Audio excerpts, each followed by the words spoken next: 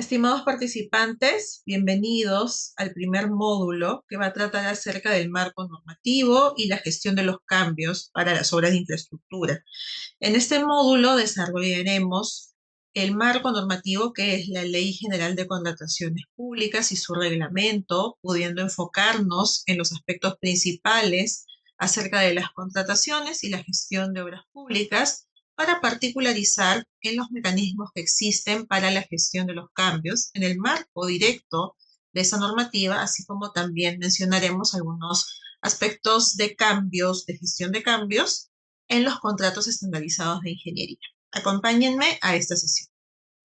Bueno, respecto a la Ley General de Contrataciones Públicas, la 32069, es una ley que fue publicada el año pasado, en junio del año pasado, y viene, digamos, a modificar, actualizar, mejor dicho, por completo, nuestro marco normativo en las contrataciones. Claro que hay varios aspectos que, si nosotros hacemos un comparativo con la 30225, que era nuestro marco anterior, van a ser coincidentes. Sin embargo, sí ha habido pues una reestructuración, ¿no? Una revisión y la incorporación de algunos aspectos pues novedosos en este marco para las contrataciones públicas, que precisamente también están influyendo en la ejecución de las obras. Conozcamos entonces esta ley, cuyo objetivo es establecer un marco normativo para la contratación de bienes, de servicios y de obras, regulando la participación de todos los actores que están involucrados en el proceso de contratación. Como siempre, sabemos que la finalidad de este marco normativo es poder optimizar el uso de los recursos públicos en las contrataciones para poder lograr la eficiencia durante la ejecución contractual y, por qué no, también la eficiencia de los procesos de selección, de las mismas actuaciones preparatorias y la eficacia en los resultados. De igual manera, una correcta economía, ¿no? Que manifieste que realmente se están utilizando los recursos públicos de la mejor forma, no solamente, digamos, incurriendo en los costos para obtener resultados, sino realizando los esfuerzos correspondientes para poder optimizar el uso de los recursos, y no solamente eso, para poder entregar el mayor valor en lo que respecta a la calidad de los productos finales, ¿no? Y de esa manera podamos contribuir con la mejora de las condiciones de vida de la ciudadanía, de la población, porque muchas de las compras, las adquisiciones que se realizan, y exactamente hablando de obras, ¿no? Las obras que se van a ejecutar tienen una finalidad pública y están orientadas a poder cerrar las brechas de infraestructura y o de servicios públicos. El ámbito de aplicación de la normativa de contratación pública es, bueno, para todas las entidades públicas que hacen la adquisición de bienes, de servicios, de obras con fondos públicos, ¿no? Incluye entidades de los tres poderes del Estado, entidades autónomas, entidades del sector del gobierno nacional, gobiernos regionales, gobiernos locales, sus empresas, entre otros. ¿Correcto? Entonces, esta es la ley 32069, Ley General de Contrataciones Públicas, que cuenta también con su reglamento, el cual se publicó el 22 de enero del 2025 y ha entrado en vigencia este año precisamente. Bueno, este reglamento ha sido aprobado mediante el Decreto Supremo 009-2025 del Ministerio de Economía y Finanzas. Y precisamente acá es donde tenemos nosotros todo el detalle de las disposiciones para la realización de las contrataciones en el Estado. Ahora, obviamente, este reglamento es bastante extenso, contiene todas las disposiciones acerca del proceso de contratación, o de los procesos implícitos en la contratación pública. Nosotros vamos a revisarlos rápidamente, pero luego vamos a puntualizar en la ejecución de las obras, es decir, en la ejecución contractual de obras de construcción, que es a donde pertenecen los adicionales y los mayores entrados, que son el objeto de nuestro curso. Bueno, aquí tenemos un listado de los principios rectores. Son varios principios rectores: legalidad, eficiencia, eficacia, valor por dinero, integridad, presunción de veracidad, causalidad, publicidad, libertad de concurrencia, transparencia y facilidad de uso, competencia, igualdad de trato, equidad y colaboración, sostenibilidad, innovación, vigencia tecnológica. Todos estos principios deben ser cautelados en cuanto a su cumplimiento durante todos los procesos asociados a las contrataciones públicas. Sin embargo, podríamos destacar aquellos en los cuales, mejor dicho, vamos a encontrar una relación un poco más directa o cercana, ¿no?, a los procesos de adicionales y mayores letrados, que como bien ustedes pueden saber o intuyen, se trata pues de algunas prestaciones que no están consideradas desde un inicio en un proyecto, pero luego pues tienen que hacerse y son consideradas como aspectos adicionales. Y en el caso de los mayores metrados, pues son cantidades que no habían sido concebidas exactamente al inicio de la planificación y sobrepasan, digamos, los valores de referencia que se tienen cuando se planifica. Bueno, en ese caso, cuando nosotros hablamos de estas prestaciones o de los mayores metrados, algo que se nos viene primero a la mente es que deben corresponder a ejecuciones de trabajos, ¿no?, que se tienen que realizar y para ese fin, ¿no?, primero se tiene que obtener una aprobación, ¿no?, que es un proceso ya establecido, ¿no?, que tiene que ser superado por los responsables. Entonces, vamos a encontrarnos pues con principios como la eficacia, la eficiencia, en el sentido de las propuestas de adicionales, ¿no?, que sea la propuesta más idónea, que cautele el presupuesto, ¿no? Entonces se tiene que considerar esos aspectos. De igual manera, la legalidad, porque el concepto de los adicionales, el tratamiento de los mayores metrados y bueno, los procesos que se siguen para poder presentar las solicitudes, para que sean aprobados y posteriormente para que se les monitoree y se genere luego un reconocimiento luego de su ejecución, tiene que basarse en las normas que los rigen, ¿correcto? De igual manera, el principio de integridad también lo podemos mencionar por el hecho de que las partes que son responsables de presentar un adicional, si es que realmente no hay, digamos, alguna atribución de responsabilidad, ¿no?, a esa parte, pues eso tiene que manifestarse en el momento del sustento de los adicionales. Es decir, el principio de integridad te va a orientar, ¿no?, a no tratar de esconder o no tratar, digamos, de reemplazar, mejor dicho, ¿no?, un trabajo que de todas maneras está dentro de tu alcance, ¿no?, y querer hacerlo pasar como un adicional. Es un ejemplo, ¿no?, de tantos aspectos que se podrían tomar como actos no íntegros. Entonces, el principio de integridad también siempre está presente, ¿no?, durante toda la ejecución de las obras. Bueno, el principio de causalidad está asociado también, ¿no?, a la actuación, ¿no?, de quienes tienen responsabilidades.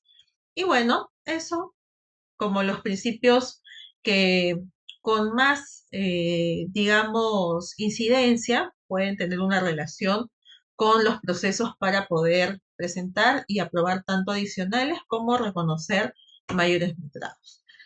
Ahora, la nueva Ley General de Contrataciones Públicas ha introducido una serie pues, de cambios, ¿no? Cambios en cuanto al enfoque de integridad y gestión por resultados, ¿no? Hay algunos supuestos excluidos, ¿no? Sujeción a acuerdos comerciales, la incorporación de la plataforma digital para las contrataciones públicas, Pladicop, nos habla de la subcontratación y modalidades de compra y sanciones y regímenes disciplinarios, ¿correcto? Ahí lo que nosotros podemos destacar en cuanto al enfoque de integridad, por ejemplo, y gestión por resultados, es la gestión de riesgos. Bueno, de hecho la gestión de los riesgos ya estaba establecida en nuestro marco anterior, e incluso hay una directiva que todavía está vigente hasta, digamos, la publicación de la directiva que esté acorde con la nueva Ley General de Contratación Pública y su reglamento. Pero menciono la gestión de riesgos porque como gestión de riesgos no pierde vigencia. Y es un aspecto muy importante que en la medida que se llegue a detallar a nivel de una nueva directiva, nos va a ayudar mucho a poder identificar riesgos durante la planificación que promuevan precisamente la mitigación de algunas modificaciones o de algunos cambios que luego se ven plasmados como, por ejemplo, adicionales. ¿Correcto? No es que los adicionales sean negativos, no es que los adicionales tengan que evitarse a toda costa porque están prohibidos, para nada. Son un mecanismo permitido normativamente, incluso en el contrato se pueden mencionar aspectos más a detalle, ¿no? Sin embargo, no cabe duda que un adicional de obra de todas maneras va a generar una modificación a la línea de base, ¿no? Y estas modificaciones van siendo acumulativas durante la ejecución de las obras. Entonces, lo que se tiene que cuidar, ¿no? Es no sobrepasarnos de los límites establecidos para poder generar estos cambios, ¿sí? Y bueno, también pues podemos destacar la incorporación de la subcontratación, ¿no? Que de hecho ya también se manejaba. Sin embargo, ahora tomando en cuenta que los contratos estandarizados de ingeniería basan mucho la actuación de los contratistas en la ayuda que reciben de sus subcontratistas, ya sea subcontratistas en el marco de una responsabilidad de construcción o en el marco de una responsabilidad de gestión, ¿no? Esta también pues se incorpora. Y es necesario también poder gestionar a esos subcontratos, que eventualmente en el marco de sus propios contratos también van a experimentar probablemente la necesidad de algunos adicionales, ¿no? O dependiendo de cómo cierran el sistema de pago, podrán presentar mayores metrados. Claro que eso se maneja en el marco del contrato entre el contratista y subcontratista. Sin embargo, de todas maneras, a nivel de reporte, va a impactar al momento en el que digamos, se informa de esos aspectos a un contratante, bueno, en este caso a una entidad contratante. ¿Sí? Bueno, empecemos con las fases que están desarrolladas en el reglamento de la nueva Ley General de Contrataciones Públicas. Todas las contrataciones públicas se van a desarrollar cumpliendo o pasando por estas fases, las fases de actuaciones preparatorias, de proceso de selección y de ejecución contractual. ¿Sí? Sobre las actuaciones preparatorias, lo que podemos destacar es que se implementa un principio de valor por dinero, que es decir, sustentar cuál va a ser la entrega de valor o cuál se estima sea la entrega de valor del proyecto. Y la entrega de valor no es el producto final, no es, digamos, si quiero construir un puente o un hospital, mi entrega de valor no se basa solamente en el producto que voy a obtener, el puente o el hospital, sino es todo lo que va a, digamos, verse, ¿no? Como un resultado integral, ¿no? Que va a verse como un beneficio integral que incluye al producto final, ¿correcto? Es decir, cuando hablamos de una entrega de valor, podemos hablar, por ejemplo, de que se hicieron buenas gestiones, ¿no? Para propuestas de ingeniería de valor, ¿no? Y se obtuvo optimizaciones del presupuesto, con lo cual la obra culminó pues con un presupuesto por debajo del precio meta, ¿no? O del precio que se había establecido, ¿correcto? Entonces ahí, digamos, hay un criterio de rentabilidad, ¿no? Una mejora, digamos, de la rentabilidad a nivel económico. También puede haberse hecho estrategias para eh, terminar previamente, ¿no? Comprimiendo el cronograma o intensificando recursos, ¿no? Y independientemente de que para la aplicación de esas estrategias se tenga que invertir dinero, igual se evalúa un costo-beneficio, ¿no? Y digamos que un poco hablar de el beneficio integral, ¿no? O de resultado es la entrega de ese valor, ese plus que estamos consiguiendo con respecto al proyecto, ¿no? Por ejemplo, si obviamente siempre un proyecto se diseña para poder atender a una demanda proyectada, ¿correcto? Entonces, y hay ciertos resultados, ¿no? A nivel de planificación, de diseño, que luego se implementan en las obras, ¿correcto? Pero ¿qué tal si, por ejemplo, cuando hablamos de atención, ¿no? Algo que se haya ejecutado, no es que va a atender a más o menos personas, ¿no? No hablemos de cambios de la demanda, pero sí hablemos, por ejemplo, de que algún tipo de instalación o de ubicación hizo más funcional, ¿no? Un proceso de atención, con lo cual el proceso de atención se está dando en un menor tiempo, ¿no? Del tiempo establecido anteriormente. Entonces, eso también es poder entregar un valor que se va a ver ya, digamos, en aplicación hacia el beneficiario final, ¿sí? Entonces, las actuaciones preparatorias tienen un poco de esto, ¿no? El poder tener un enfoque en el análisis o evaluación del valor por dinero para conocer cuál es la entrega de valor o cuál se quiere que sea la entrega de valor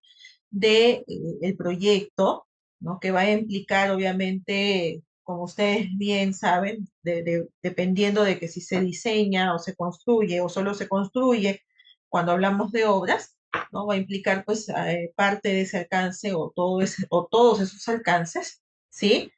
Entonces, lo que debemos evaluar, ¿no? ¿Cuál es la mejora real que se está teniendo a nivel de calidad, a nivel de optimización, a nivel de resultados, ¿no? De eso que estamos planificando ejecutar, ¿no? De igual manera, en las actuaciones preparatorias, ¿no? Es el momento en el cual se van a plantear estrategias de contratación.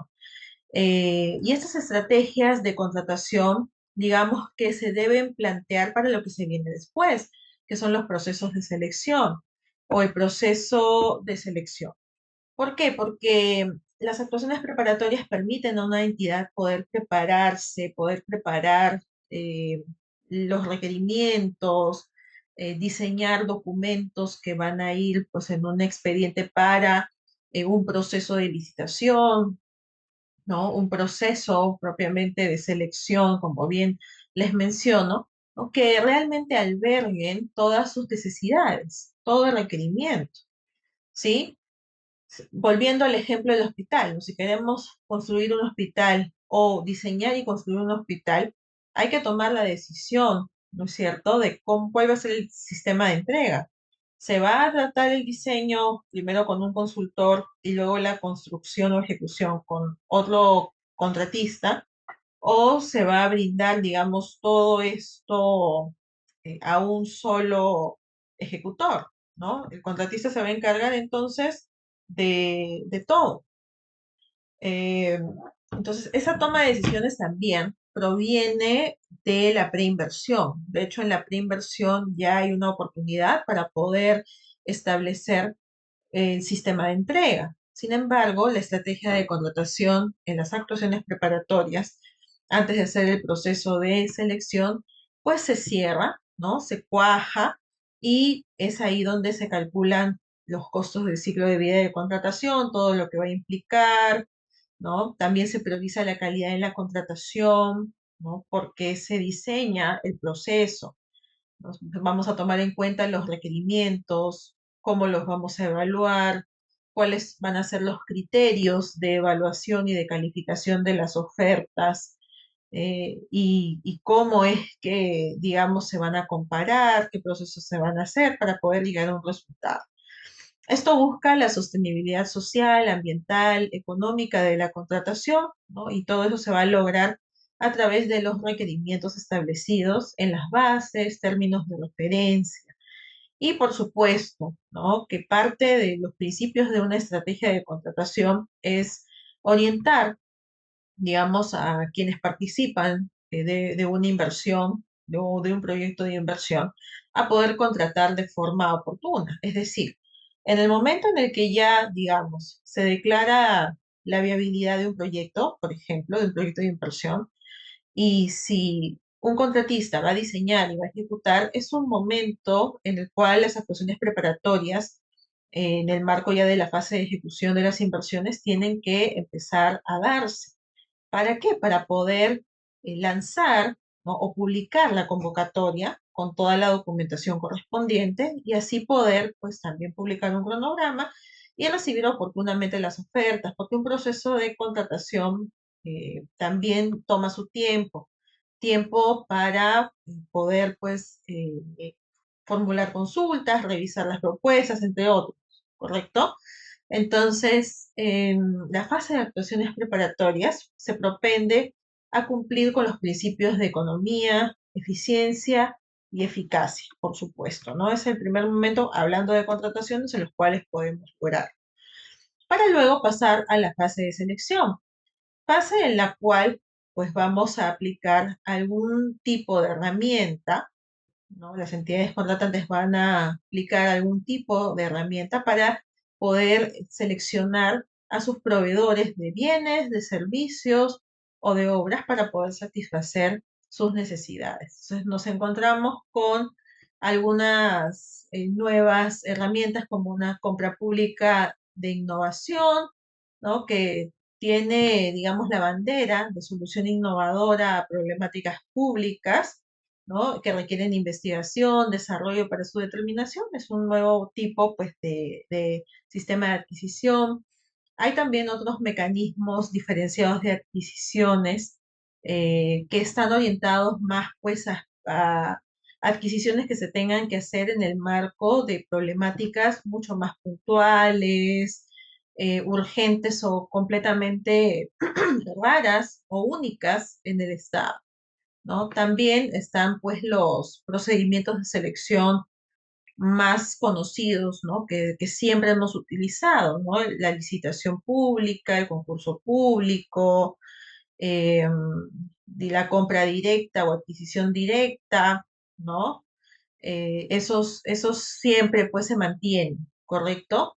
También existe la compra centralizada y contratos menores, ¿no? Entonces el proceso de selección es un proceso en el cual, digamos que con la documentación y toda la estrategia armada de las actuaciones preparatorias, se va a realizar un proceso de selección. En el caso de obras, ya sea un sistema de entrega de diseño y construcción o solo construcción, pues se va a realizar una convocatoria, ¿no? A la cual van a participar o en la cual van a participar postores que estén interesados y cumplan con los requisitos iniciales para poder participar, presentar su oferta técnica y económica según lo requerido en las bases, ¿no? Y para que puedan ser evaluados, ¿no? Y finalmente poder otorgar la buena pro a uno de los contratistas o consultores, ¿no? Y una vez que se otorga la buena pro, es que se procede a la ejecución contractual. Y la ejecución contractual, pues, vendría a ser el proceso por medio del cual un consultor o un contratista va a ejecutar un alcance o un proveedor va a proveer, ¿no? De algún bien, ¿correcto? Esta ejecución contractual funciona pues, para todos los tipos de adquisiciones que se pueden hacer en el Estado. Pero lo importante es saber que para la ejecución contractual, toda la documentación correspondiente, por ejemplo, al proceso de selección, como las bases, términos de referencia, criterios de diseño, la formulación de consultas y observaciones, las respuestas correspondientes, ¿no? Hasta, digamos, el otorgamiento de la buena pro, incluida la oferta del postor ganador, se vuelven parte del contrato, se vuelven parte documentaria de un contrato. Y este contrato que ya como modelo obró durante el proceso de contratación para que sea conocido por los postores, finalmente se suscribe para dar inicio a la ejecución contractual y va acompañado de toda esa documentación que les he mencionado, que se vuelve vinculante junto con el contrato, ¿correcto? Entonces, esta ejecución contractual, como primer hito, por así decirlo, va a necesitar la suscripción del contrato y para ello el cumplimiento de ciertos aspectos para su suscripción. Ahora, ¿qué tenemos en ejecución contractual? ¿Qué aspectos tenemos con respecto a la ejecución de los diversos contratos, específicamente también hablando de las obras, ¿no? Que vienen un poco a enriquecer el marco normativo de las contrataciones? En primer lugar, incentivos económicos para proveedores de obra, en el caso pues que culminen anticipadamente los componentes de obra, ¿no? Que tengan, digamos, un criterio de logro exitoso previo a la fecha establecida, ¿no? También al incorporar la excelencia en estándares ambientales y de seguridad, y por respuestas rápidas de la supervisión. De igual manera, incorpora el sistema constructivo del Fast Track, que es un sistema constructivo ya conocido, se ha utilizado durante muchos años, pero ya forma parte de la normativa de contrataciones públicas y está explicado como un sistema en el cual se está propendiendo a que la ejecución de las obras se haga casi en simultáneo al diseño, ¿no? Es decir, pudiendo ir entregando paulatinamente el diseño, cerrando diversos sectores, diversas etapas del diseño, para que una vez cerrada cada sección, cada etapa, pueda ser ejecutada. Pero digamos que ese sistema de fast track que utiliza esta estrategia para poder comprimir el cronograma, ¿no? Es un sistema utilizado pues para casos en los que realmente hay una urgencia en cuanto al plazo de ejecución y obviamente es un sistema riesgoso, pero con una adecuada gestión se puede superar los riesgos e incluso establecer previamente estrategias para poder afrontar los riesgos que supone tomar un sistema fast track. ¿Sí? De igual manera, es la ejecución contractual o lo que se determina, se define dentro de la ejecución contractual en este nuevo marco, ¿no? Refuerza la prevención, gestión y resolución de controversias, ¿no? Entonces, hay una creación del REGAJU, ¿no? Que es un registro para instituciones arbitrales y centros de juntas de prevención y resolución de disputas autorizadas y supervisadas por el OS, ¿no? ¿Por qué? Porque está más desarrollado y más actualizado el concepto de la Junta de Resolución de Disputas, que antes se conocía así, y en este nuevo marco normativo se está conociendo como Junta de Prevención y Resolución de Disputas, ¿no? Y es un mecanismo que precisamente apoya a las partes durante la ejecución contractual con la presencia de un adjudicador único o un miembro único de esta junta o con la participación de tres miembros, ¿no? Que son los que conforman una junta de prevención y resolución de disputas y están ahí precisamente para poder ayudar a resolver desavenencias, controversias que pueden surgir durante la ejecución contractual eh, simultáneamente, ¿no? A la ejecución contractual, ¿no? Y no esperarnos, pues, a que termine algún proceso o termine la ejecución de las obras recién para resolver aspectos de desavenencia entre las partes, ¿no? Y bueno, como bien les había mencionado también, los contratos estandarizados, pues es algo que es una novedad en nuestro marco normativo, está presente, ¿no? Y se está particularizando sobre cómo se puede tratar, ¿no? La ejecución de algunas obras en el marco de contratos estandarizados de ingeniería, destacando a los NEC, a los FIDIC y a los ENA, ¿correcto? Entonces, hay unas disposiciones establecidas y precisamente también vamos a conversar dentro de poco acerca de cómo son los mecanismos para poder tratar los cambios y las modificaciones, tales como o los símiles, ¿no? A los adicionales, mayores metrados en el marco de estos contratos estandarizados de ingeniería. Pero bueno, todo este proceso no sería posible, ¿no? Sin la actuación de los diversos actores involucrados en las contrataciones, ¿no? Y tenemos, pues, lo que nosotros conocemos como las entidades y los proveedores, dentro de lo que los proveedores estarían los consultores, los constructores de obras, los proveedores de bienes, que son los que van a suscribir los contratos eh, para las finalidades específicas, ¿no? Y van a tener o van a actuar, digamos, en este marco en el cual hay una plataforma o una unidad, mejor dicho, orgánica, o un órgano como el Perú Compras, que es el ejecutor, obviamente el OS es supervisor, ¿no? Y se encarga de dar asistencia técnica a las entidades y también de supervisar la actuación de las entidades cuando se está desarrollando pues, los procesos de contratación en general, ¿no?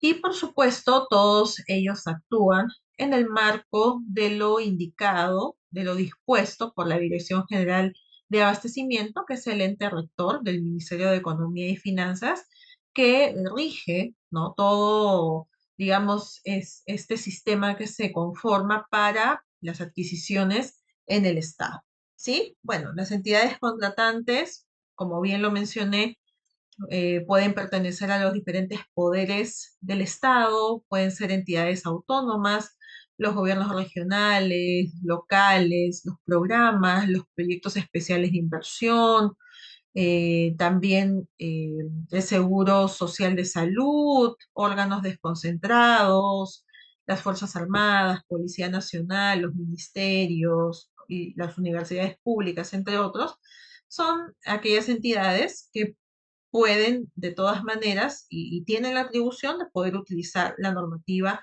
de contrataciones, ¿no? Y dentro de cada una de las entidades, ya hablando particularmente de cada una de ellas, pues nos vamos a encontrar pues con diversas jerarquías y también diversos órganos que van a actuar directamente para cada uno de los procesos de contratación. Por ejemplo, el titular de la entidad que va a contar con atribuciones para poder hacer aprobaciones, suscribir resoluciones, ¿no? Entre otras funciones que las realiza en el marco de la confianza, del principio de confianza con, digamos, los colaboradores de la entidad, ¿no? Que van a realizar estos procesos. De igual manera está la autoridad de la gestión administrativa, que va a tener pues algunas atribuciones también en lo que respecta a los procesos de contratación. Está la dependencia encargada de las contrataciones, que contiene los compradores públicos y se encarga directamente de los procesos de contratación y trabaja de la mano con el área usuaria, ¿no? Esta área usuaria que es la que emite el requerimiento, ¿no? Finalmente, el área usuaria generalmente es la que tiene la necesidad o la que identifica la necesidad y la gestiona presentando el requerimiento, trasladándolo o traduciéndolo, digamos, a blanco y negro para poder hacer la solicitud correspondiente, ¿no? Y hay un área de apoyo, el área técnica estratégica, que va a soportar al área usuaria en caso, pues, el área usuaria no tenga los conocimientos exactos acerca, pues, de la obra que se tenga que realizar o el servicio que se tenga que realizar. Entonces, un área técnica estratégica es la que tiene que brindar ese soporte para poder elaborar correctamente los requerimientos a través de documentos como las bases, términos de referencia, criterios de diseño, criterios para la ejecución, entre otros documentos pues que se quieran entregar a los gestores cuando pues se dé un proceso de contratación.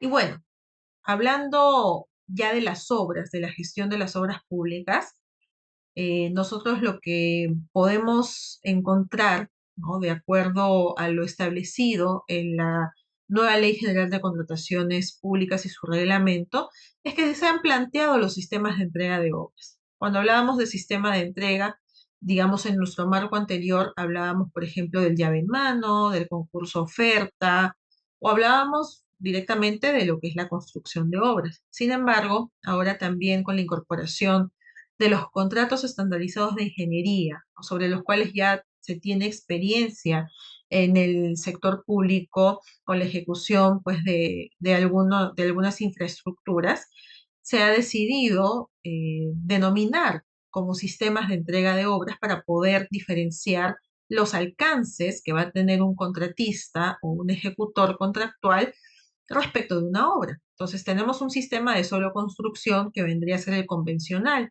un sistema de entrega en el cual un contratista tiene solo la responsabilidad de construir.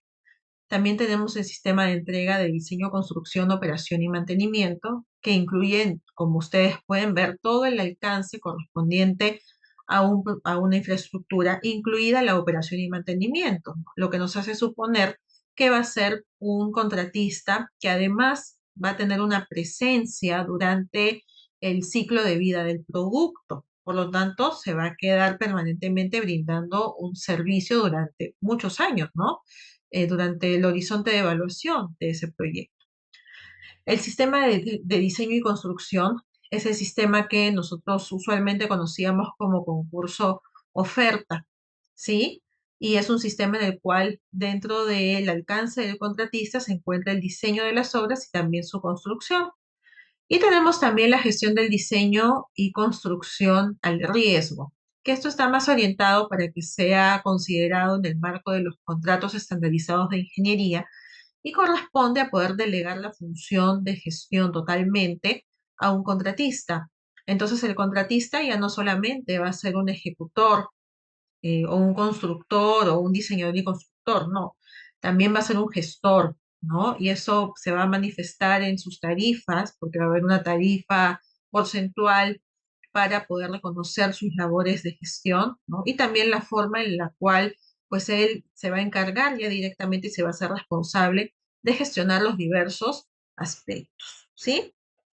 Y también estamos con las modalidades de pago, que las modalidades de pago, la mayoría sigue siendo las mismas que nosotros ya conocemos. Por ejemplo, el sistema de pago a suma alzada, que es aquel en el cual se conoce toda la información del proyecto a ejecutar. Se conoce más exactamente todas las cantidades de trabajo a ejecutar, ¿no? Junto con, obviamente, los precios unitarios. Es por eso que se permite, ¿no? Al poder haber cuantificado todo lo que se necesita en la obra y obviamente tener conocimiento de requerimiento de un cliente, cerrar un precio a suma alzada.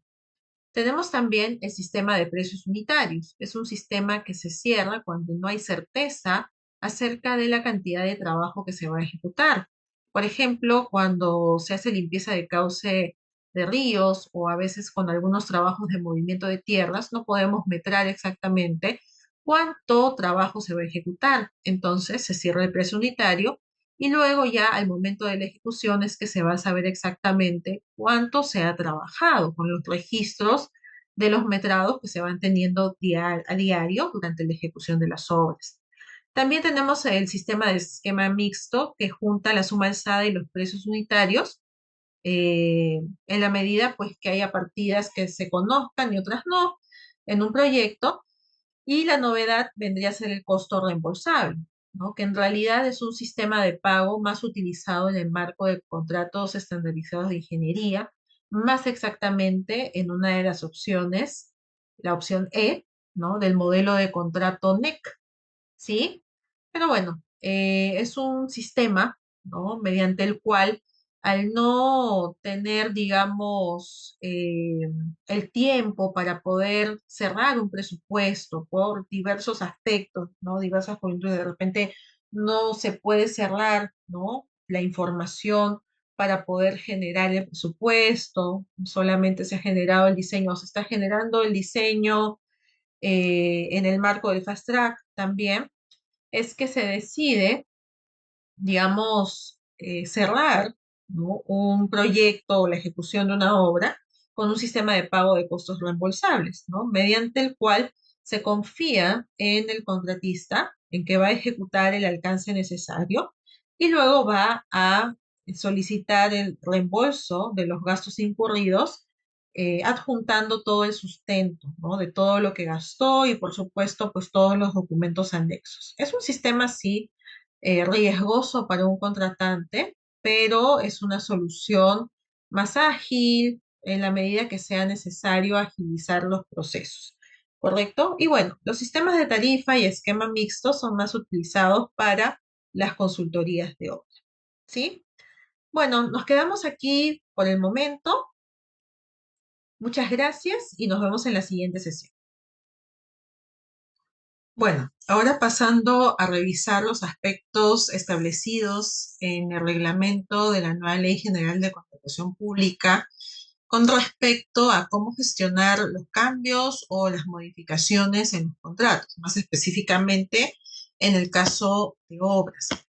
Antes de comenzar, lo que debemos saber es que la gestión de los proyectos contempla que los proyectos pueden cambiar algunos de sus aspectos durante el proceso en el cual pues está ejecutando el alcance, ¿correcto?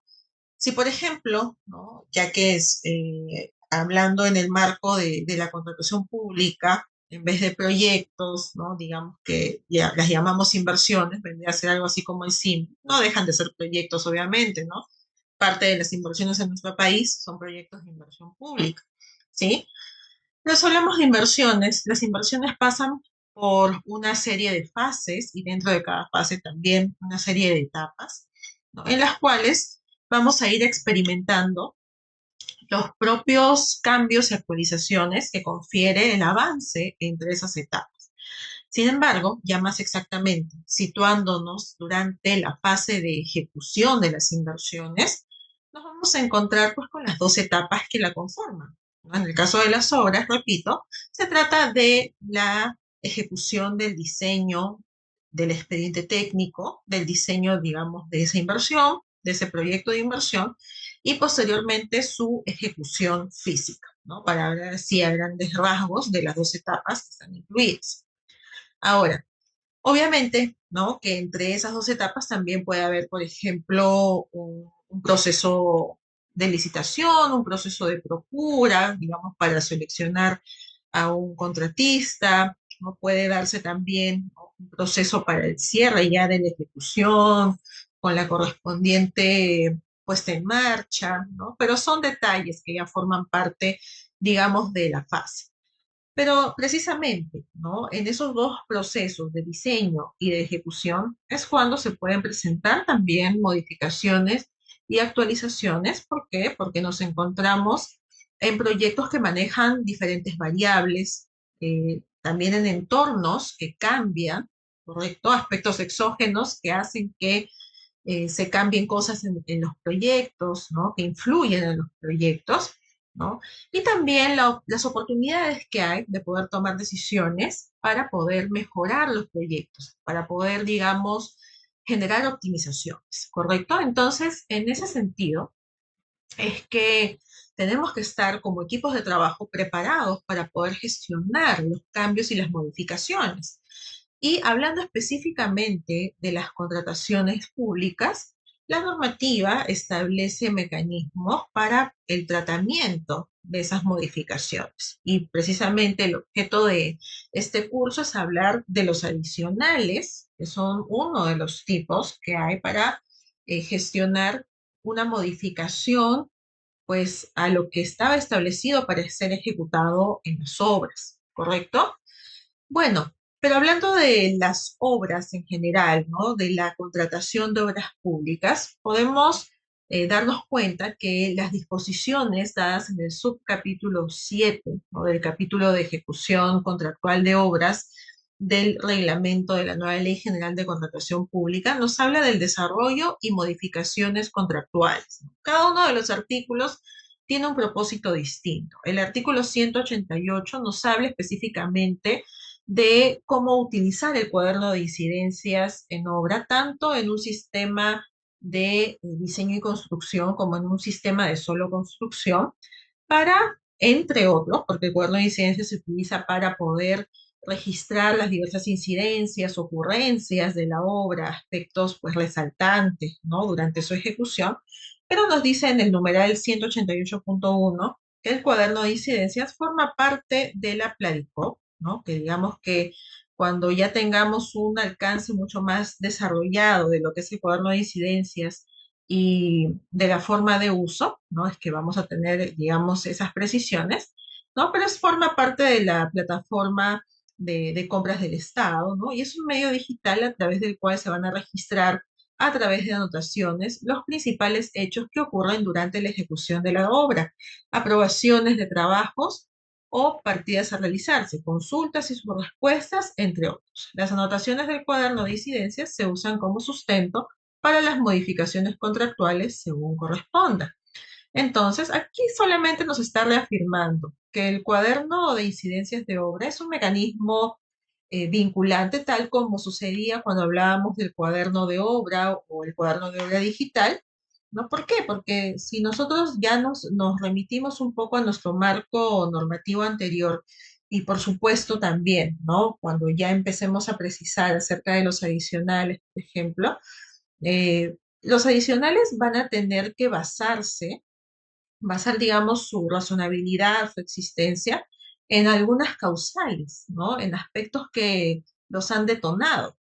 Y toda esa información va a estar cautelada, ¿no? A través de comunicaciones, ¿no? O el sistema de comunicación que haya sido elegido, ¿no? Y por supuesto, cuando hablamos de las contrataciones públicas, el cuaderno de incidencias de obra va a tener, pues, digamos, un papel preponderante porque alberga las comunicaciones y otros escritos que intercambian tanto un residente como un supervisor de obras, ¿correcto? Entonces, digamos que es el primer paso para poder entender por qué medio o cuál va a ser uno de los medios principales para poder sustentar con información fehaciente, con información que corresponde, ¿no? Al momento en el que ha ocurrido, ¿no? Que es información en tiempo real, para poder, pues, sustentar algunas modificaciones contractuales que luego se vayan a presentar, ¿no? Los diversos tipos que existen de modificaciones contractuales, ¿no? De igual manera, si seguimos avanzando, el artículo 190, ¿no? Nos habla acerca de las consultas sobre incidencias en obra bajo los sistemas de entrega de solo construcción y diseño y construcción, ¿no? Y también nos dice, ¿no? Cuando la anotación formulada por el contratista conlleve a una modificación del expediente técnico, debe estar acompañada de un informe técnico. Caso contrario, no es atendida. Entonces, ya nos está indicando acerca de un proceso formal para poder sustentar una solicitud del contratista, ¿no? El contratista quizá y esto más corresponde, digamos, a un escenario en el cual probablemente el contratista no ha elaborado el expediente técnico, ¿no? Y esto ha correspondido a la entidad. Entonces, si el contratista, por ejemplo, se encontrase en un sistema de solo construcción y ve que hay la necesidad de hacer una modificación en el expediente técnico, pues lo que va a hacer es acompañar ello de un informe técnico, ¿correcto? Y bueno, este informe técnico va a contener, digamos, lo que ha encontrado, el sustento técnico y probablemente también una recomendación profesional al respecto, ¿no? Y nos brinda los diversos escenarios, ¿no? Que en el sistema de solo construcción, el supervisor es el que va a remitir la consulta y la opinión técnica que también le corresponde a la entidad, ¿no? Siguiendo un proceso, ¿no? Que tiene plazos establecidos hasta llegar, pues, digamos, ya a la opinión de la misma entidad. Y cuando hablamos del sistema de diseño y construcción, nos dice que cuando el contratista que ejecuta la obra haya elaborado el expediente, la opinión del proyectista se integra al informe técnico presentado por el contratista junto con la anotación, ¿no? Y luego el supervisor, bueno, va a disponer de un plazo de 5 días para emitir su opinión y la entidad va a absolver la consulta en un plazo máximo de 5 días desde el día siguiente de recibir la opinión. Entonces, también ese escenario se está contemplando para un sistema de diseño y construcción, independientemente de que el contratista en ese sistema tiene la responsabilidad de la elaboración del expediente técnico, también pueden surgir algunas circunstancias que lo motiven a proponer o a solicitar una modificación al propio expediente técnico que ha estado bajo su responsabilidad. Entonces, también nos muestra también parte de lo que van a ser las formas, ¿no? Las formalidades para poder sustentar estas modificaciones al expediente técnico, ¿no? Que claro, las modificaciones o las solicitudes de modificación al expediente técnico se van a dar en diversos momentos de la ejecución de las obras o de la ejecución contractual. Podría darse el caso de una solicitud de modificación de expediente técnico apenas pues el expediente haya sido culminado o haya sido, digamos, aprobado, probablemente en el marco de la revisión o que tenga que hacer un contratista a través del informe técnico de su residente, ¿no? Como también puede darse esta necesidad, ¿no? Notarse la necesidad de modificación de un expediente técnico mientras se está ejecutando las obras, lo cual podría conllevar, ¿no? A que se sustente luego una modificación a través de el mecanismo del adicional de obra, eventualmente una ampliación de plazo, ¿no? Que tiene que ver con el plazo, eh, o digamos corresponde también a otra propuesta, ¿no? Como vamos a ver más adelante, las propuestas de ingeniería de valor. ¿Sí? Entonces, eso con respecto a los primeros capítulos que nos dan un poco de luces acerca de las formas que plantea el reglamento de la Ley General de Contrataciones Públicas para la gestión de los cambios. Y bueno, por supuesto, ya particularizando en la ejecución propiamente de las obras y los mecanismos, ¿no?, de modificaciones contractuales, tenemos las modificaciones contractuales por prestaciones adicionales, ¿sí? Estas prestaciones adicionales, vale decir que son prestaciones que tienen que ser ejecutadas sí o sí en una obra para poder dar cumplimiento al alcance y por supuesto que con este cumplimiento del alcance se pueda cumplir con la finalidad pública, ¿sí? Vamos a tener prestaciones adicionales en servicios de consultoría, que digamos que no, por ahí no va mucho en nuestro tema de adicionales y mayores metrados en obra, pero en servicios que están asociados a obras también se puede dar la necesidad de una prestación adicional, ¿sí? Y tenemos también el caso de las prestaciones adicionales en sistemas de solo construcción y en sistemas de diseño y construcción, ¿no? En el caso de solo construcción, ¿qué nos dice la normativa, no? Que estos adicionales pueden encontrar su causal en una deficiencia del expediente técnico o en causas pues, que no son previsibles en el expediente técnico o no son previsibles para ninguna de las partes. Por lo tanto, no se puede atribuir esa responsabilidad, digamos, al contratista, ¿no? Entonces, esas pueden ser las causales en líneas generales. Claro, en el momento en que suceda, digamos, haya una ocurrencia, ¿no? O se esté dando una situación, ¿no?, que decante luego en la necesidad de una adicional, pues se verá más a detalle pues, cuál es su causal exacta, ¿no? También nos dice la normativa que estas prestaciones adicionales en el sistema de solo construcción es del máximo del 25% del monto del contrato original de la obra, excepcionalmente hasta el 50%. Y este 50% coincide con la normativa o la directiva de prestaciones adicionales de obra de la Contraloría General de la República, ¿no? Recordemos que, y tal cual lo vamos a revisar en siguientes módulos, la Contraloría General de la República va a intervenir en la revisión de las prestaciones adicionales de obra y bueno, también en la revisión de las prestaciones adicionales de supervisión de obra en caso en acumulado ya se supere el 15%, ¿no?, del monto del contrato original.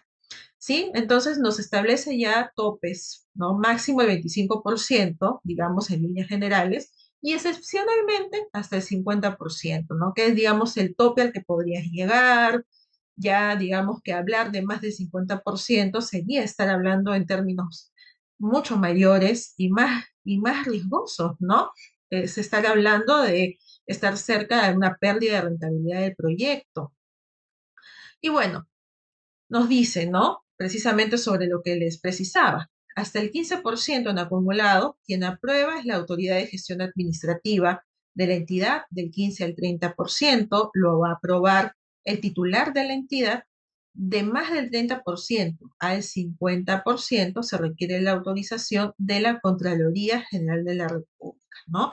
Y los porcentajes son en función al monto del contrato original de la obra. Y en el caso de prestaciones adicionales de obra en el marco de diseño y construcción, con este sistema de entrega, pues digamos que la condición de uso, ¿no?, la causal que se va a encontrar se va a asociar a que sea un adicional indispensable para cumplir con la finalidad pública, ¿no?, que en realidad pues es algo que coincide, ¿no?, con el concepto de adicional y también nos dice que en ningún caso se aprueba el pago de adicional de obra por deficiencias o omisiones en el expediente técnico aprobado, las cuales, de ser necesarias, van a ser responsabilidad del propio contratista porque está dentro de su propio alcance.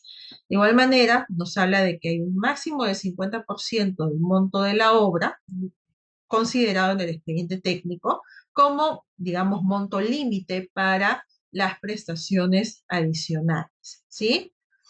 Y bueno, en el caso del Fast Track, este porcentaje se va a medir respecto del presupuesto actualizado.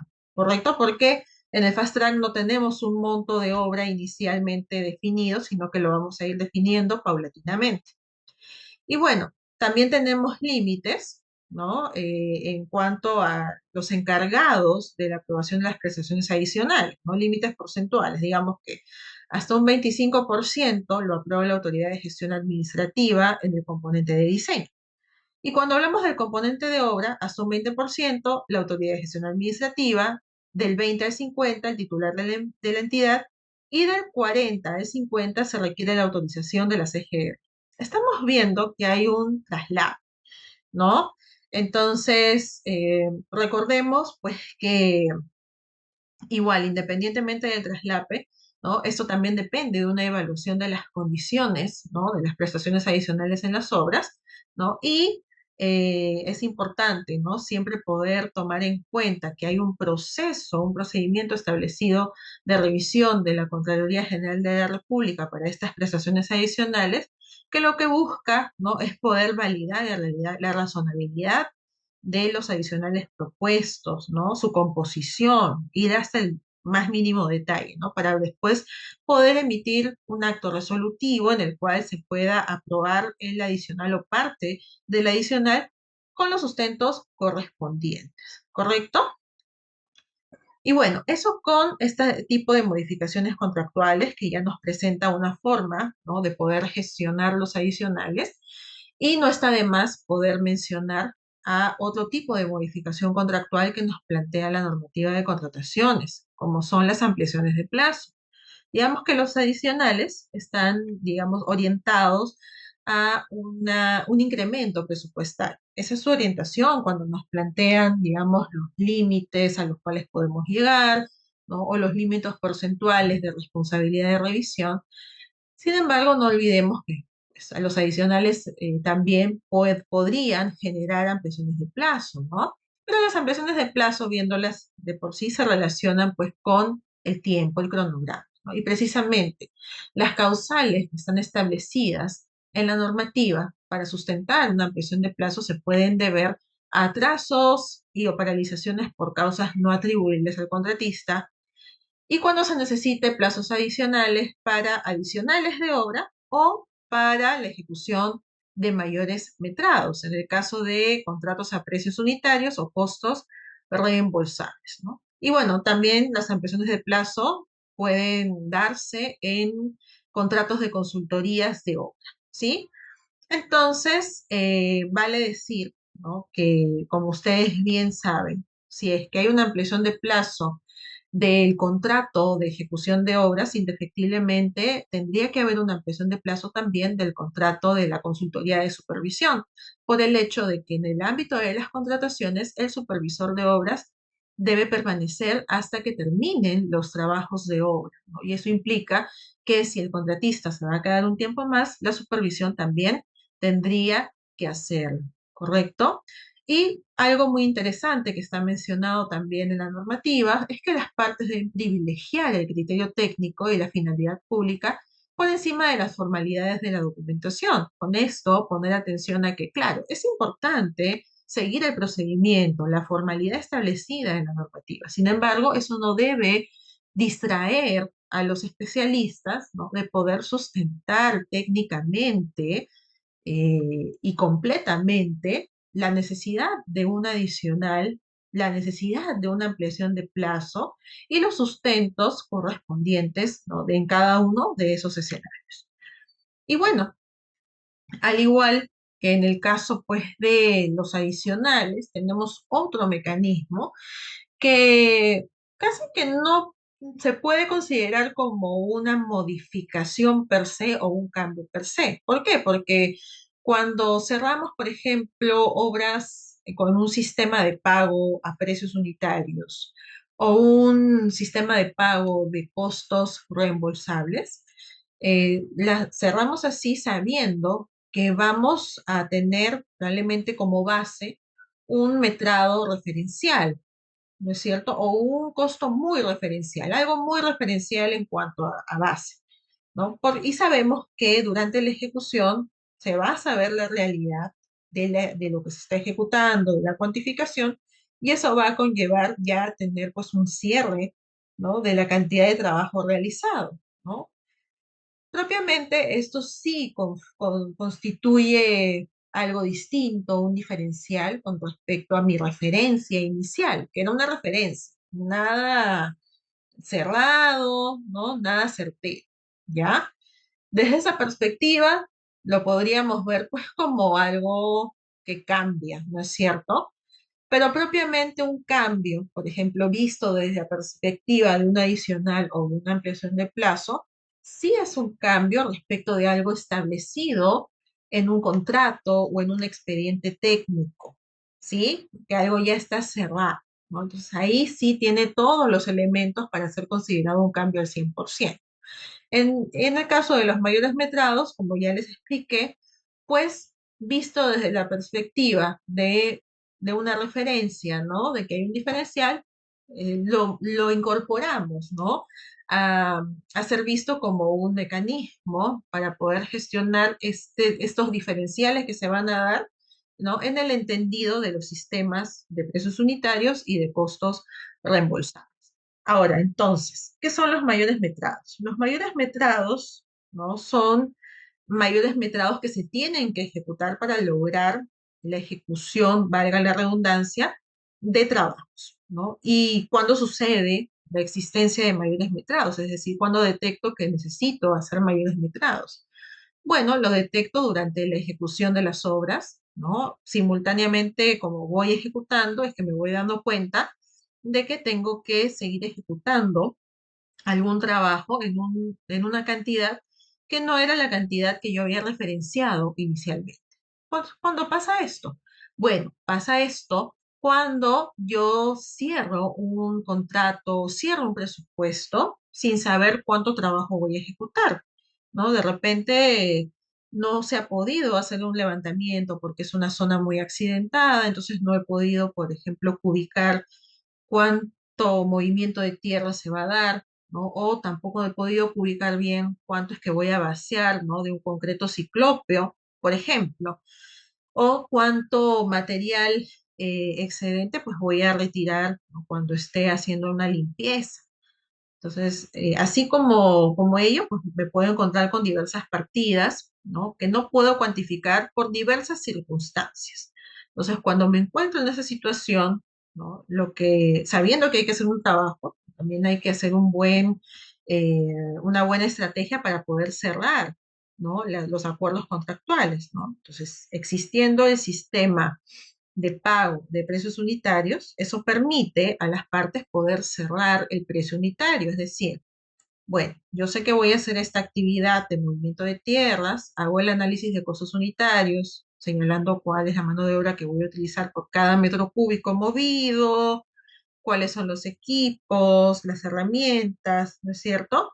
Y costeo, cuál es el precio unitario por unidad de medida, ¿ya?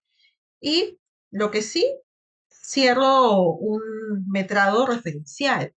Es decir, yo según la información que tengo, sé que aproximadamente pues voy a mover unos 1.500 metros cúbicos, ¿no? Lo sustento, de repente hasta con una planilla de lo que he podido metrar, ¿no? O hago un estimado por ratio, que también es una posibilidad, y lo cierro como un metrado referencial. Pero yo sé que durante la ejecución de las obras puede darse el caso de que se den mayores metrados, es decir, que ejecuten más metros cúbicos o incluso que ejecuten menos metros cúbicos que la referencia. Vale decir que cuando hablamos de mayores metrados, también nos podemos referir a un escenario de menores metrados. Ojo. Y también cuando hablamos de ampliaciones de plazo o de adicionales de obra, podría darse el caso al revés, ¿no? Que no sean adicionales, sino deductivos, ¿no? Que también hay deductivos, y eso vamos a particularizar en la sesión en la que hablemos de adicionales y deductivos, y también puede haber reducciones de plazo, ¿no? Entonces tenemos tanto en el sentido de adición como de reducción las posibilidades. Pero bueno, volviendo a los mayores metrados, estos mayores metrados pues van a suceder cuando ya ejecute la obra y me tope con la realidad de la ejecución, ¿no? Y es ahí donde diariamente, ¿no? O en el mismo momento de la ejecución se va a ir registrando cuánto metrado se está ejecutando. Ahora, sobre las formalidades para poder gestionar, nos dice pues que el contratista va a solicitar la ejecución de los mayores metrados mediante anotación en el cuaderno de incidencias. ¿Esto qué quiere decir? Que formalmente tiene que haber un control, tiene que haber un conocimiento, digamos, de mis cantidades referenciales, ¿no? Y un conocimiento de que se está ejecutando de más para poder anotarlo en el cuaderno de incidencias y solicitar su ejecución para que el supervisor, que también toma conocimiento como representante de la entidad, lo pueda autorizar por el mismo medio del cuaderno de incidencias, ¿ya? Siempre que no se supere el límite establecido para las prestaciones adicionales de obra, ¿sí? Considerando el monto acumulado de mayores metrados y de las prestaciones adicionales. Ahora sí, cuando hablamos de acumulado en cuanto a porcentaje, también se incorpora los mayores metrados, ¿no? Entonces hay que tomarlo en cuenta para una especie o una suerte, ¿no? De un seguimiento, de un control muy minucioso, ¿no? Para no pasarlos, digamos, del límite, que sabemos que en todos los casos es, digamos, del 25%. Bueno, en el caso de solo construcción del 25%, excepcionalmente 50%, y en el caso de diseño y construcción, 50%, ¿sí? Y bueno, también tenemos otra forma de gestionar el cambio a través de propuestas de ingeniería de valor.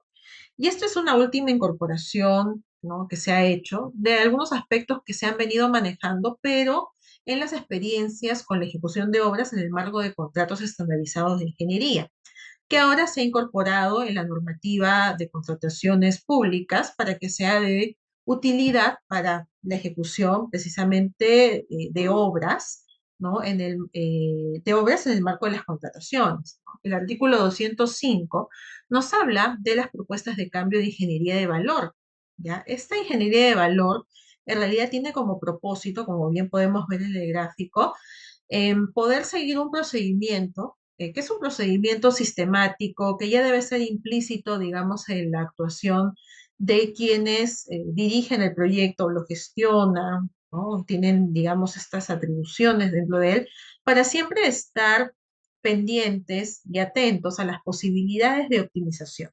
De hecho, las posibilidades de optimización, de reducción de desperdicios, de mejora de la productividad, ya son procesos que forman parte del ejercicio de quienes ejecutan obras, bueno, de quienes planifican, ejecutan obras y controlan obras, ¿no? Durante la ejecución de las mismas. ¿Por qué? Porque ellos aplican, ¿no? Filosofías como la filosofía Lean Construction, metodologías para poder incrementar la productividad, entre otros, para poder tomar decisiones que, digamos, orienten al equipo de trabajo a mejoras, ¿no? Y a una entrega de valor. Es decir, generar valor, además del producto final, poder generar un valor que nosotros en el mundo de los negocios conocemos como valor agregado, ¿no? Para sus proyectos. Entonces, este proceso implica tener muy claro el alcance, los objetivos del proyecto, que participe un equipo multifuncional, que de hecho lo hace, ¿no?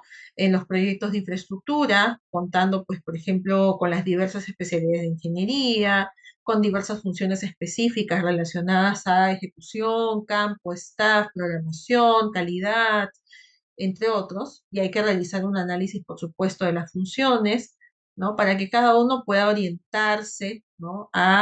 O enfocarse, ¿no? En el tema que tiene bajo su responsabilidad, generar ideas de mejora de valor, ¿no? Y eventualmente se pueden hacer reuniones, ¿no? Para generar estas ideas, se evalúa, se prioriza las ideas, se desarrollan planes de implementación para poder, digamos, tomar una decisión acerca de las propuestas de ingeniería de valor que pueden prosperar, ¿no? Y cómo implementarlas, y luego, mientras se implementan, poder monitorearlas y medir los resultados.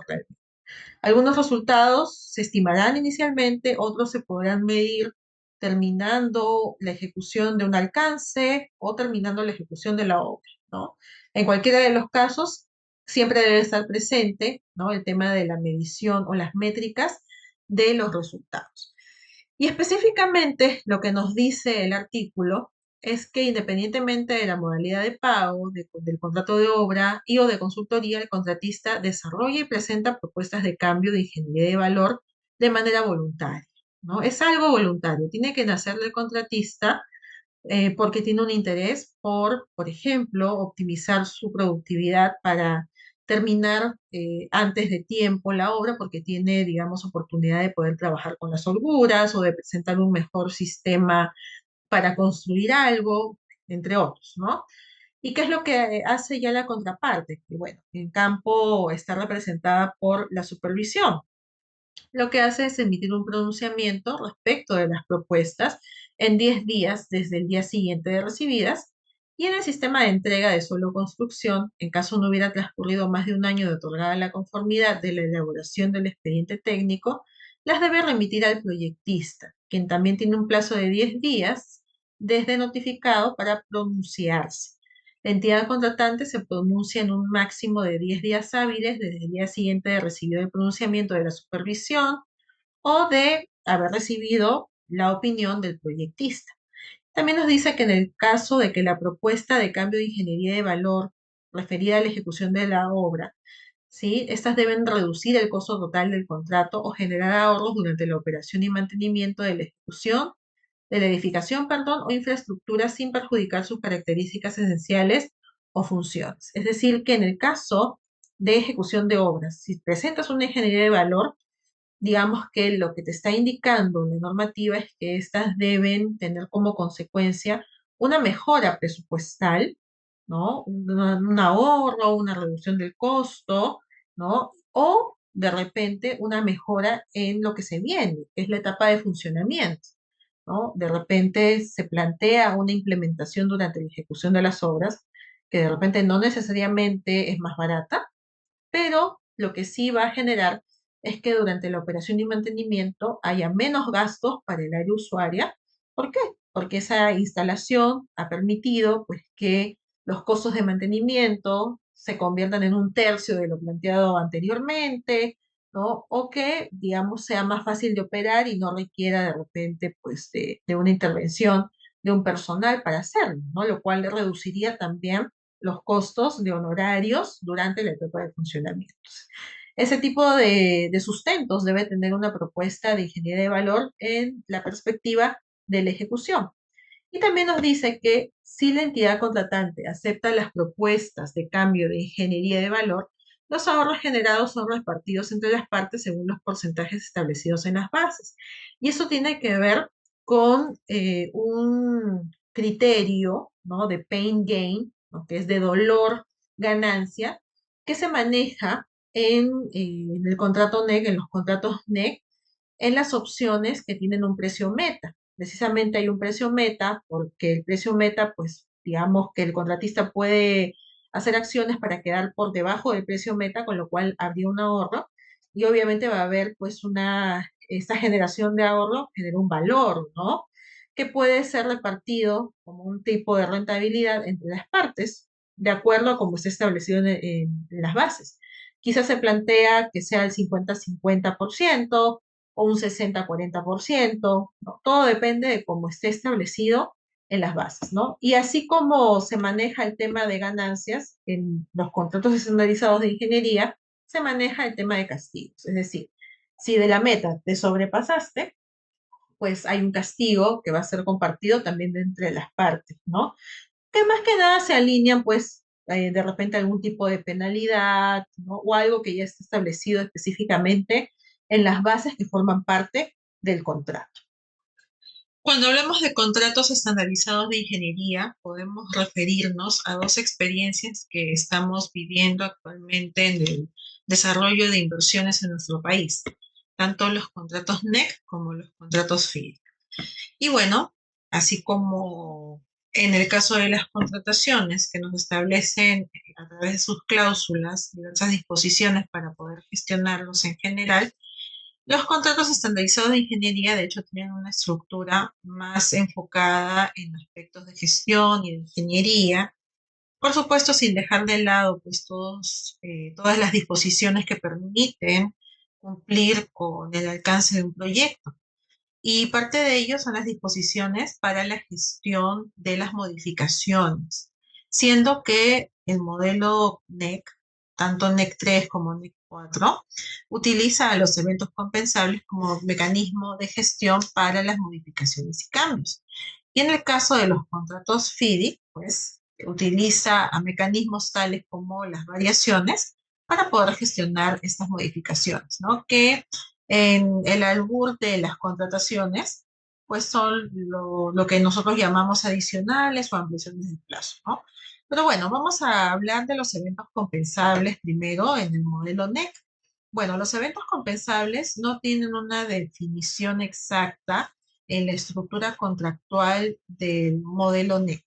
Sin embargo, hay bibliografía y digamos que los aspectos establecidos en las cláusulas del contrato NEC nos permiten intuir de qué se tratan estos eventos compensables, ¿no? Que son estos mecanismos que permiten poder gestionar algunos sucesos, circunstancias que van a traer consecuencias en el proyecto y estas consecuencias se van a ver a nivel de alcance, a nivel de plazo o a nivel de costos.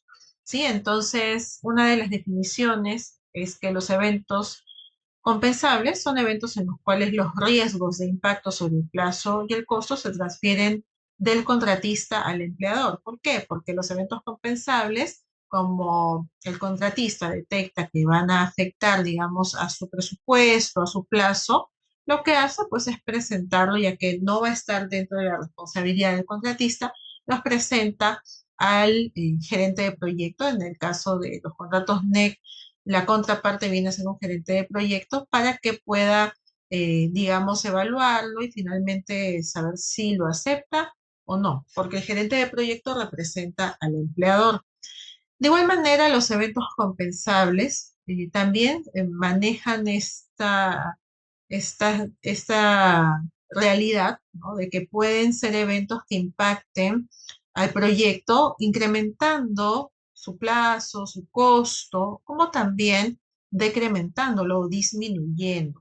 Ahora, sobre la terminología de evento compensable, es una traducción en realidad del término utilizado en inglés, ¿no? Cuando en realidad, pues, el sentido del evento compensable no se tiene que entender en un sentido literal, ¿no? Porque la compensación tiene que ver, pues, con una compensación que se entiende como positiva, favorecedora para un contratista, ¿no? Cuando en realidad puede darse de otra manera, ¿no? Puede, como bien lo mencioné, corresponder a una disminución, ¿no? O una reducción de precios, por ejemplo. ¿Sí? ¿Qué nos dice la cláusula 63.4 del contrato NEC?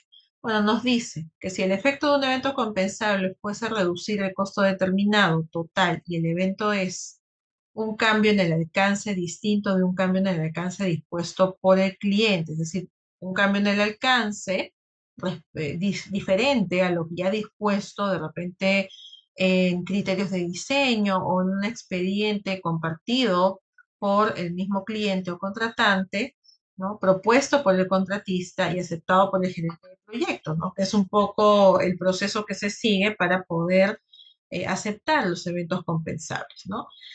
Y también se debe una corrección de un supuesto establecido por el gerente de proyecto para evaluar un evento compensable anterior, ¿no? Entonces, en esos casos, ¿no? Si el efecto del evento compensable es la reducción, los precios serán reducidos, ¿no? En cualquiera de esos dos escenarios. Y también la cláusula 63.6 nos dice que los derechos del cliente y del contratista a efectuar cambios a los precios, a la fecha de culminación y a las fechas claves son sus únicos derechos con respecto a un evento compensable. ¿Sí? Entonces también liga un poco el propósito del evento compensable y la razonabilidad que tendrá el mover fechas clave, fechas de culminación, ¿no? Y algún otro hito importante establecido contractualmente que se deberá sustentar en la aceptación de eventos compensables como único mecanismo que existe para poder, pues, digamos, sustentar que hay fechas que se van a mover. ¿sí? Entonces, ese es el evento compensable, es el mecanismo por medio del cual se va a tratar las modificaciones que hubiere en los proyectos. Las causas de los eventos compensables pueden ser atribuidas al contratante, ¿no? Que está representado por el gerente de proyecto que tiene atribuciones durante la ejecución contractual y también por el supervisor, que en este caso de los contratos NEC tiene una participación más puntualizada, es una participación no con atribuciones, pero sí con responsabilidades en cuanto a la gestión de calidad, en cuanto a la gestión de la seguridad, del cuidado del medio ambiente, ¿no? Y algún alcance que esté dentro de su contrato de servicios, ¿no? Como también hay eventos compensables que no van a ser atribuidos a ninguna de las partes, ¿no? Y ahorita vamos a ver pues algunas causales, ¿no? De los eventos compensables para que se entienda un poco pues cuáles ya están previstas como probables causales o genéricos de probables causales de eventos compensables, ¿no? Cuando hablamos de causas atribuibles al contratante, ¿no? Es decir, al cliente, ¿sí? Tenemos pues cambios en la información de las obras, es decir, cambios en el alcance o alguna información específica de las obras, instrucciones o decisiones del gerente de proyecto, ¿no? Es decir, aspectos que según la gestión, ¿no? Y que el gerente de proyecto detecta que son necesarios de instruir, ¿no? O toma la decisión, ¿no? Simplemente da una instrucción que tiene que ser acatada por el contratista. De igual manera, la búsqueda de defectos y pruebas o inspecciones solicitadas por el supervisor pueden generar también la necesidad de un evento compensable. ¿Por qué? Porque van a demandar un poco más de tiempo, ¿no? Y la toma de control de una parte de las obras también podría generar una dilación del tiempo. Con respecto al cambio de la información de las obras, el detalle nos dice que el gerente de proyecto da una instrucción que cambie la información de las obras. De repente es por un tema técnico, por algo detectado, por una solicitud del contratante, ¿no? Entonces, esos son aspectos que podrían motivar un cambio, ¿no? Lo que puede luego decantar en una solicitud del contratista del reconocimiento de un evento compensable por que va a demorar un poco más en rediseñar, en replantear o va a demorar en hacer, digamos, alguna disposición en la ejecución de las obras que no había previsto anteriormente, ¿no? Las instrucciones del gerente de proyecto pueden orientarse en detener o no iniciar algún trabajo, ¿no? En de repente tratar con un objeto de valor o valor histórico, temas arqueológicos, por ejemplo, o hallazgos arqueológicos que requieran de una instrucción directa de parar con los trabajos para poder dar paso, pues, al plan de monitoreo arqueológico, ¿no? De igual manera, si es que se cambia una decisión previamente comunicada al contratista, ¿no? Sobre alguna tipología dentro de la obra, eso también podría generar una solicitud de evento compensable, ¿no? Y bueno, entre otros ejemplos, pues también tenemos otros tipos de causales atribuidas al contratante, ahora, digamos, en el escenario de la omisión, ¿no? Por ejemplo, el contratista podría solicitar el reconocimiento de eventos compensables si es que tiene problemas para acceder al sitio. El acceso al sitio generalmente es una responsabilidad, un riesgo asumido por el contratante. El contratante pues asume ese riesgo y se compromete a poder liberar el terreno, ¿no? A poder hacer todas las gestiones, todo el saneamiento y trámites correspondientes para que el sitio esté completamente desocupado y esté disponible para que el contratista pueda hacer todos sus trabajos. Si no estuviese en esa situación, entonces el contratista podría solicitarle el reconocimiento de un evento compensable por retraso, ¿no? También algún otro incumplimiento del contratante podría generar, ¿no? Que el contratista requiera reconocimiento de eventos compensables por costo, por plazo, sea cual sea la consecuencia, ¿no? Y bueno, otros tipos de incumplimiento, demoras en responder comunicaciones, demoras en, por ejemplo, en la misma revisión y aceptación de los eventos compensables, eso también podría generar que el contratista solicite reconocimiento de eventos, ¿no? Incumplimientos del contratante no previsto como eventos compensables, pero finalmente que el contratista hace la evaluación y los presenta como tales, ¿no? Y bueno, eso con respecto a las omisiones que generalmente se ven reflejadas como incumplimientos del contratante y también según la asignación de riesgo, que es otra posibilidad, ¿no? Un evento que constituye un riesgo del contratante previsto en el contrato, digamos que al no ser correctamente tratado o haber problemas en su tratamiento, en cómo lo afronta el contratante, podría decantar en que el contratista solicite el reconocimiento de eventos compensables. Y bueno, hay hechos que también se pueden dar durante la ejecución de las obras que no son atribuibles como responsabilidad a ninguna de las partes, ni al contratante ni al contratista. Como por ejemplo los vicios ocultos que están dentro de la clasificación de nuevas condiciones físicas en el sitio no previsibles o nuevas condiciones que se den por eventos geodinámicos, ¿no? En algunos proyectos viales podría darse el caso, o condiciones no previsibles, ¿no? Con respecto a las condiciones, pues, del entorno también, ¿no? Podrían entrar en esto que genere la necesidad de un mayor tiempo o un mayor costo, ¿no? Para poder hacer el tratamiento. De igual manera, condiciones meteorológicas que causen desastres, ¿no? O algún otro tipo de evento podrían decantar en que el contratista solicite eventos compensables, así como cualquier otro evento de fuerza mayor, ¿sí? Y bueno, el proceso para los eventos compensables es un proceso establecido en el contrato NEC. Específicamente lo vamos a ver desarrollado en la sección número 6 de las cláusulas fundamentales del contrato NEC y tiene cuatro etapas bien diferenciadas. Primero, la verificación del evento compensable. Luego, la notificación del evento compensable, posteriormente su cotización, luego su evaluación y finalmente su implementación. Bueno, en cada una de estas etapas vamos a encontrar la actuación de alguna de las partes, ya sea el contratista o el gerente de proyecto, que en este caso está abreviado como Project Manager, PM, ¿ya? O las dos partes también pueden participar en una misma etapa. Bueno, como primer paso hay que verificar el evento compensable, hay que verificar que esté dentro de estos supuestos genéricos que hemos revisado anteriormente o que derive de una alerta temprana. Y para esto un breve paréntesis, la alerta temprana es una forma o una herramienta establecida en el contrato NEC para poder gestionar los riesgos. ¿Sí? Es una forma de gestión de riesgos mucho más colaborativa, que implica una atención, ¿no? Constante de todos aquellos eventos, no solamente riesgos como tales, ¿no? Sino todos esos aspectos que podrían generar algún tipo de impacto en el proyecto, ya sea durante el mismo diseño, su ejecución o incluso durante la etapa de funcionamiento.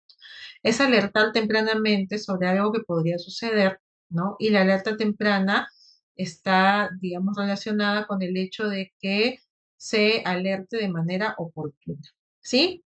Entonces, primero se verifica este evento compensable, si está dentro de algún supuesto o deriva de una alerta temprana, ya para luego pasar a la notificación. Y bueno, la notificación no sucede por parte del contratista hacia el gerente de proyecto, que luego este contratista, de haber verificado el supuesto del evento compensable, es decir, que valida que realmente es un evento compensable, luego de las 8 semanas o dentro de las 8 semanas siguientes debe comunicar el evento compensable al gerente de proyecto. Y este gerente de proyecto va a instruir al contratista para que presente la cotización. Es decir, le tiene que instruir al contratista, ¿no? Le instruye, es decir, que le da la orden, ¿no? Cotiza el evento compensable, ¿no? ¿De qué se va a tratar? ¿Cuánto es que hay que reconocer? ¿No? Si es que va a generar una extensión del plazo, todo eso tiene que estar bien desarrollado. Entonces, si instruyó al contratista, el contratista remitirá su cotización. Y si no lo instruyó es porque hay un incumplimiento o el gerente de proyecto realmente ve que no se trata de un evento compensable, ¿no? Entonces comunica ese incumplimiento al contratista, ¿sí? Siguiendo un poco con el escenario negativo, para poder cerrar, ¿no? Entonces, si comunica el incumplimiento, lo que corresponde es saber, ¿no?, si hay una instrucción después de las 2 semanas, ¿no? Si hay una instrucción para de repente volver a presentar cotización o para hacer una rectificación o levantar alguna observación, se lo comunicará al contratista. Y si no, ¿no? Entonces se da una aprobación tácita, ¿no? Que es el escenario en el cual el gerente de proyecto no se pronuncia, entonces el evento compensable puede quedar aprobado tácitamente, lo que nosotros en nuestro albur tradicional conocemos como silencio administrativo. Pero bueno, si la cotización, digamos, prospera, lo que tiene que pasar, ¿no? Es que va a pasar a una etapa de revisión, ¿no es cierto? Pero eso lo vemos ya en las siguientes etapas, ¿no? Entonces, lo que nos dice la cláusula 61.4 es que el gerente de proyecto responde a la notificación del contratista respecto de un evento compensable dentro de un plazo de 1 semana después de recibida la notificación del contratista o un plazo más largo que se haya acordado con el contratista, ¿no? Si el evento resulta de una falta del contratista, no ha ocurrido y no se espera que ocurra, no ha sido notificado en los plazos establecidos, no tiene ningún efecto sobre el costo determinado, la culminación o el cumplimiento de una fecha clave, o no es uno de los eventos compensables establecidos en el contrato. ¿Sí? Eso con respecto a la notificación, para luego pasar a la cotización. La cotización ya es la acción por medio de la cual el contratista presenta la cotización y el detalle del evento compensable, indicando pues cuál es el efecto o cuál será el efecto en cuanto a costos, plazos. Tiene un plazo de 2 semanas para poder presentarlo al gerente de proyecto. Y el gerente de proyecto tiene también alternativas para poder responder, ¿no? Puede instruir al contratista para que presente una cotización no revisada de acuerdo a alguna observación que le pueda hacer. Puede aceptar la cotización si es que encuentra todo correcto. También podría rechazar la cotización y no autorizar el evento compensable si es que no encuentra asidero, si es que no encuentra razonabilidad. O también podrá comunicar que realizará su propia evaluación. Si encuentra que el evento compensable como concepto es razonable, pero la cotización presentada y los sustentos presentados por el contratista no son válidos, lo que puede hacer es presentar su propia cotización, ¿no? Finalmente, lo que se requiere, ¿no?, con toda esta gestión es poder llegar, digamos, a una decisión final, ¿no? Una decisión final que permita, digamos, que en un futuro, ya una vez terminado, ¿no?, la evaluación del gerente de proyecto, podamos tener un evento compensable aceptado o, digamos, rechazado si es que existen los elementos para que se dé su rechazo, ¿correcto? Y bueno, con respecto a la evaluación está a cargo del gerente de proyecto. Si bien es cierto, según el contrato NEC, existen plazos establecidos para cada una de las etapas que hemos ido viendo, ¿no? Plazos, digamos, para hacer una presentación, para dar una respuesta, una retroalimentación, ¿no? Y así que vaya, que camine, digamos, todo el proceso de evento compensable de parte a parte. No está establecido un plazo máximo para obtener una decisión final con respecto a cada evento compensable. Y ese precisamente es, digamos, entre comillas, en nuestra idiosincrasia de construcción, un poco la falencia de la gestión de eventos compensables, ¿no? Porque en una idiosincrasia propia estamos muy acostumbrados a tener plazos máximos o plazos establecidos para poder llegar a una decisión final, ¿no? Y de lo contrario, pues hay sanciones, penalidades que se pueden aplicar. Sin embargo, en el caso de este tipo de contrato colaborativo, como es el contrato NEC, precisamente hay esta flexibilidad porque se confía en la idoneidad profesional de los intervinientes, ¿no?, en el interés de poder agilizar las decisiones, Y por supuesto, ¿no? Bajo ese espíritu de confianza y de cooperación, es que se espera que la decisión se dé lo más pronto posible, ¿no? Para poder obtener pues la aceptación del evento compensable o en todo caso, si se rechaza, poder saber por qué se rechaza. Pero bueno, una vez que el evento compensable, digamos, está en un escenario de aceptación por parte del gerente de proyecto, viene ya su implementación, ¿ya? Y la implementación corresponde, pues, a poder hacerlo realidad. Es como en el caso de los adicionales. Necesitamos la aprobación de los adicionales para poder ejecutarlo. Lo mismo en el caso de los eventos compensables, ¿no? Se necesita la aceptación para que el evento compensable sea implementado en la obra, ¿no? Y, digamos, se pueda formalizar de esa manera, ¿no? Y de esa manera también se materializará, digamos, las consecuencias, ¿no? La consecuencia en el efecto tanto en plazo como en costo, ¿sí? Y bueno, acá vemos que la cláusula base para el desarrollo de los eventos compensables como mecanismo son las cláusulas que corresponden a la sección C de la 6 de las cláusulas fundamentales. ¿Sí? La cláusula 61.3 es la cláusula base que hemos leído anteriormente, ¿no? Y en algunos contratos NEC está, digamos, permitido el hecho de poder alinear el contrato por medio de cláusulas de aplicación específica en las cuales vamos a tener alguna precisión o alguna aclaración a las cláusulas estandarizadas que nos brinda el contrato NEC. ¿Sí? Bueno, eso con respecto al modelo NEC. El modelo FIDIC también es un contrato estandarizado de ingeniería que tiene diversas tipologías en cuanto a libros. Hay libros que están orientados a un alcance del contratista de diseño y construcción, un libro que está orientado a que el alcance del contratista sea solo la construcción, y bueno, otros más particulares. Según el contrato FIDIC, pues la gestión de cambios debe cumplir con un proceso a grandes rasgos en donde se identifique la necesidad de cambio. Si bien es cierto, no hay una cláusula específica para identificar un cambio, ¿no? Pero generalmente identificar la necesidad de una modificación, de un cambio, forma parte de la propia gestión que se está realizando en el marco de la ejecución.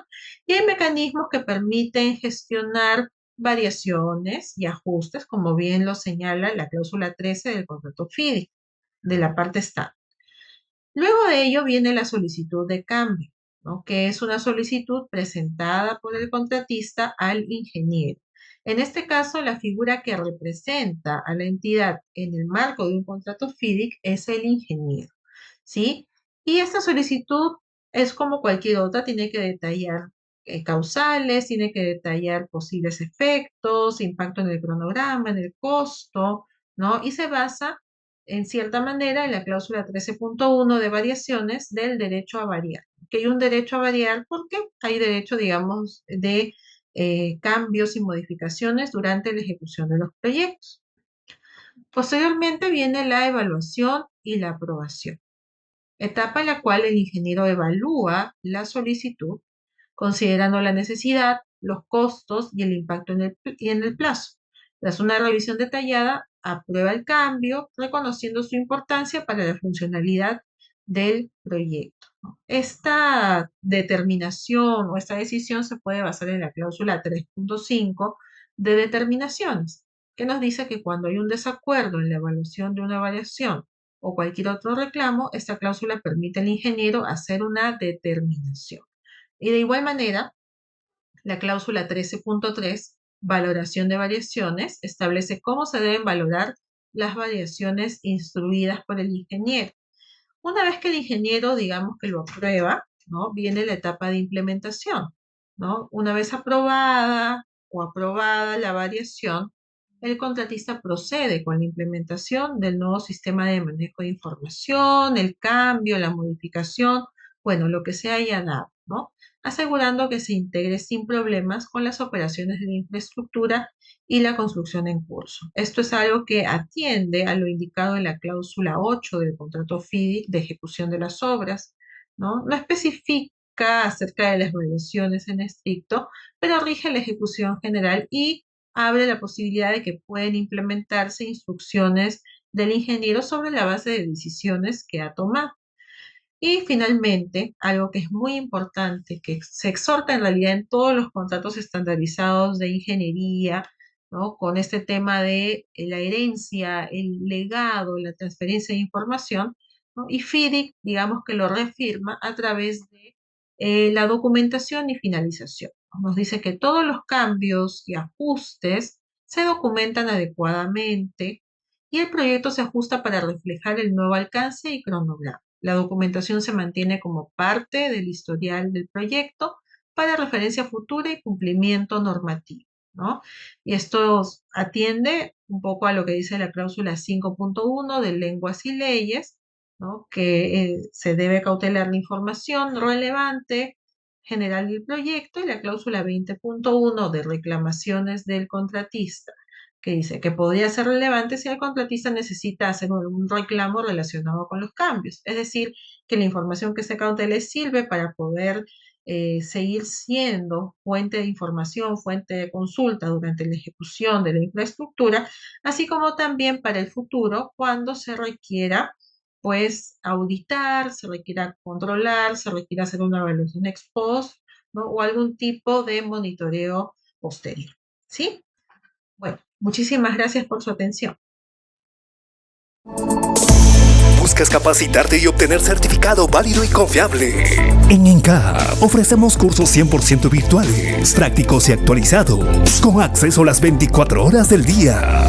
Contamos con más de 10 categorías de cursos: administración y negocios, ingeniería y construcción, derecho y gestión pública, finanzas, educación, salud y mucho más. Todos nuestros cursos incluyen certificación con código QR para que puedas validar tu aprendizaje de forma rápida y segura. Ingresa a nuestra página web www.encap.edu.pe y elige el curso que te ayudará a lograr tus objetivos.